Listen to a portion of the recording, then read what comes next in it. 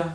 Well, in the coaching industry, there are a lot of people, organizations, but also like the ICF, EMCC, trying to create like credentials. Yeah, and can you say something about your thoughts on that? I think it's a waste of time. Credentialing as a sociological process in any profession always starts out by people wanting to maintain or achieve a higher quality. Yeah. Or consumer protection. And in every profession I've ever looked at, or other people have ever looked at, 10, 20, 30, 40 years later, all it's done is institutionalized mediocrity and excluded other groups. Yeah. So on the whole, I think people's track record should suffice, not credentialing. So do you go to a restaurant because the chef graduated from the Cordon Bleu, or because they graduated from the Culinary Institute of America in New York? No. No. How do you pick a restaurant? How do you pick a restaurant to go back to? Yeah. See? That's performance and context. Right, right. And now, I understand why ICF would become so popular, because people are wrestling with, how would I know if I'm good at it? You know, when organizations, I mean, now that organizations are trying to find coaches and they don't have networks of coaches, they need some way to say, well, who do I talk to? Yeah. I'm not casting any aspersions on ICF, but they're using input criteria. Yeah. They're not using output criteria. No. They're saying, did you take these courses? How many years have you been coaching? Yeah, exactly. How does that show that a person's effective? And if someone wanted to build a different way of doing it, different system where you actually take output criteria, what would that look like? It'd have to be outcome research. And how can you do outcome research on a single person? Well, you'd have to do it on a bunch of your clients. Okay. I could study a bunch of your clients, if you were a coach, yeah, over a year or two, and find out whether or not they've changed. Have they improved on their ideal self, their vision? Have they improved on their behavior? Yeah. Has your relationship improved?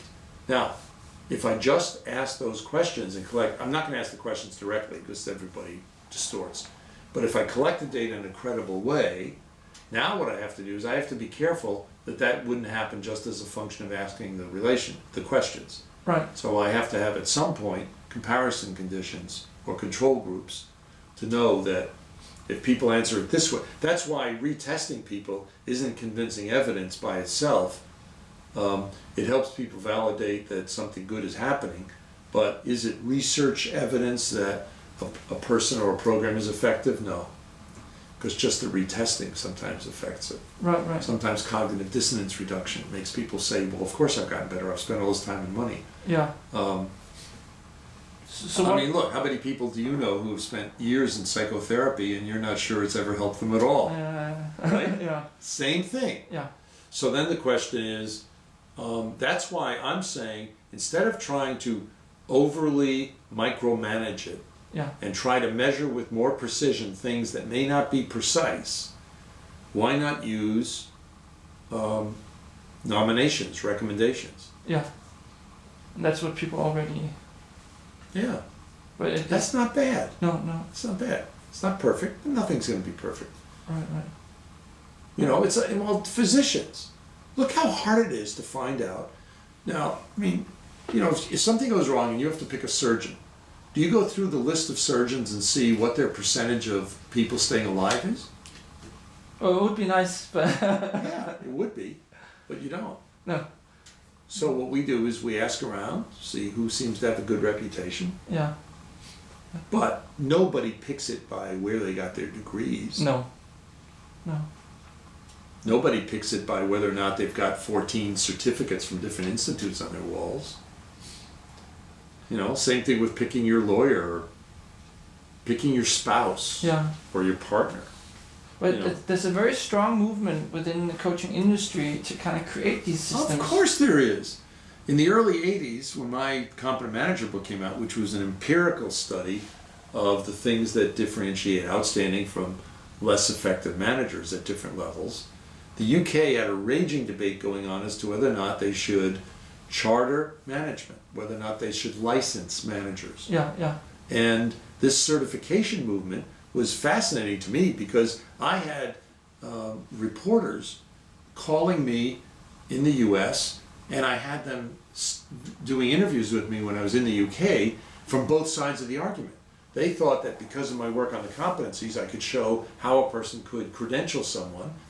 And yet what I was often saying, if they asked me, was, you know, I don't think that's a good idea. Yes, these are the competencies that are key, but don't try to create a credential, because what happens, I mean, here's an example. When you try to credential a lot of people, you can't have the qualitative assessments. So when my friend, who a neighbor of mine, writes a lot of books on chefs and how chefs are trained. A number have been bestsellers, New York Times and all that. Michael Roman. He describes this Culinary Institute of America training program where they go for a year. Well, when they have their week of training on soups, actually multiple weeks, but one of the weeks on soup, and if one of the days they're doing a Thai soup, at the end of the day, the faculty member doesn't give everybody a multiple choice test to say, do you know the ingredients in Tom Yum Goong soup? And they don't hang a certificate on the wall that says, well, this person went through a week of training on soups. They make them make 6 bowls of Tom Yum Goong soup, and they bring the bowls to the faculty member. And the faculty member and the student smell them, they examine the broth, they taste them, they do all these things, and they critique them. Yeah. That's a good assessment. Yeah. Because it's in context. Yeah. Now, assessment in context means you're assessing outputs, yeah. the results of something. When you do certification movements, you're almost always assessing inputs. Yeah. How many years did you go to school? Where did you get your degree? Did you do an internship? How many years were you a coach? Did you do the 6-week training program? They're not saying, you know, what are the affidavits from 60 people you've coached? Mm. Show me the videos of your coaching sessions. Now, in medicine, they sometimes do have clinical evidence. In dentistry, I know they do. And in those professions where they require you to demonstrate what you're doing yeah. as the basis for the certification, then I'm fine with it. Yeah. But that's not what people tend to do. No.